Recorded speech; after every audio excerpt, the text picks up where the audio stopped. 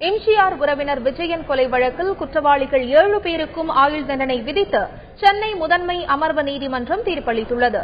சொத்து பிரச்சினை தொடர்பாக கடந்த 2008ஆம் ஆண்டு சென்னை கோட்டூர்புரம் பாலம் அருகே விஜயன் மர்ம நபர்களால் வெட்டி படுகொலை செய்யப்பட்டார். இது தொடர்பாக அவரது மனைவி சுதாவின் சகோதரி பானு, கருணா மற்றும் கூலிப்படையைச் சேர்ந்த சுரேஷ், ஆர். கார்த்திக், தினேஷ்குமார், சாலமன், எம். கார்த்திக் ஆகிய 7 பேர் கைது செய்யப்பட்டனர். அவர்கள் மீது 302 உள்ளிட்ட பல்வேறு பிரிவுகளின் கீழ் வழக்கு தொடரப்பட்டது. இந்த வழக்கு சென்னை முதன்மை அமர்வு நீதிமன்றத்தில் கடந்த 7 ஆண்டுகளாக நடைபெற்று வந்தது.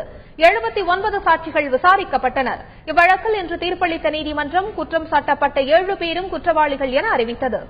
அனைவருக்கும் ஆயுள் தண்டனையும் தலா 10,000 ரூபாய் அபராதமும் விதித்து நீதிபதி ஜெயச்சந்திரன் உத்தரவிட்டார். இதையடுத்து குற்றவாளிகள் அனைவரும் சென்னை புழல் சிறையில் அடைக்கப்பட்டனர். அவங்களுக்கு பெயிலே கொடுக்க கூடாது, உடனே பெயில் கிடைச்சு எல்லாரும் வெளியில வந்துடக்கூடாது. இப்ப எங்க ஹஸ்பண்ட கொலை பண்ண அந்த கூலிப்படை அவங்க எல்லாம் நிறைய தப்பு பண்ணிருக்காங்க. ஏன்னா உள்ள போறாங்க, பெயில் கிடைச்சது, உள்ள போறாங்க, பெயில் கிடைச்சது.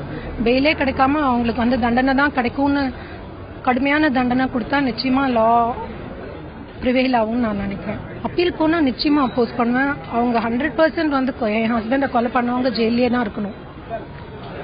அப்பதான் இது மற்ற ஃபேமிலிஸ்க்கும் ஒரு உதாரணமா இருக்கும், சொசைட்டியும் பீஸ்ஃபுல்லா இருக்கும்.